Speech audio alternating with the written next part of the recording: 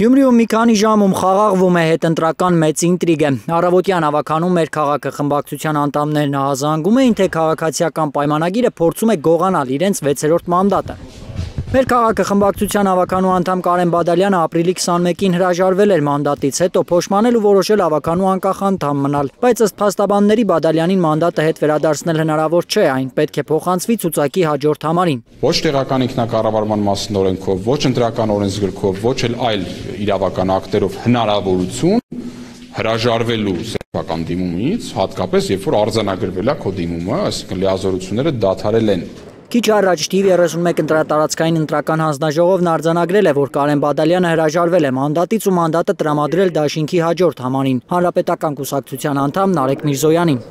Մեր քաղաքը Դաշինքի առաջնորդ Մարտուն Գրիգորյանը կեսօրին կենտրոնական ընտրական հանձնաժողովին էր մեղադրել դիտավորյալ անգործության համար։ Ժամերն է ցկելը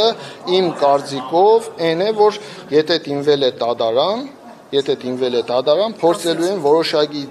ձևով ինչ-որ կասեցում ապահովեն եւ մեր քաղաքը խմբակցությանը զրկեն մեկ մանդատից, այսինքն դատական process-ներ կնա այդ ժամանակի վրա խաղան եւ մեր քաղաքը խմբակցությունը 5 մանդատով շարունակի աշխատել։ Ըստ օրենքի կենտրոնական ընտրական հանձնաժողովն ու ընտրատարածքային հանձնաժողովը պետք է արձանագրությունը երկուշաբթի կազմած լինեին, որ Կարեն Բադալյանն այլևս հավաքանու անդամ չէ։ Մեր քաղաքը Դաշինքի անդամները պնդում էին, թե հանձնաժողովը ձգձգում է այդ արձանագրությունը կազմելու նիստը։ Այսինքն հասարակ գործառույթը ընտրատեղամասային հանձնաժողովը, ընտրատարածքային ընտրական հանձնաժողովը չի կատարել։ Հասարակ մի բան, պետք է արձանագրություն կազմել, որ այս մարդը դիմում է գրել, լիազորությունները դադարել են։ Կարեն Բադալյանի հրաժարականից հետո քաղաքապետարանում արձանագրություն կազմվել էր։ Մայիսի 2-ին Բադալյանը վարչական դատարան է դիմել, պահանջելով անվավեր ճանաչել քաղաքապետի արձանագրությունը։ Ալբերտ Սերոբյան, Կարինե Մանգասարյան, Հարություն Մաթևոսյան, Հայլուր։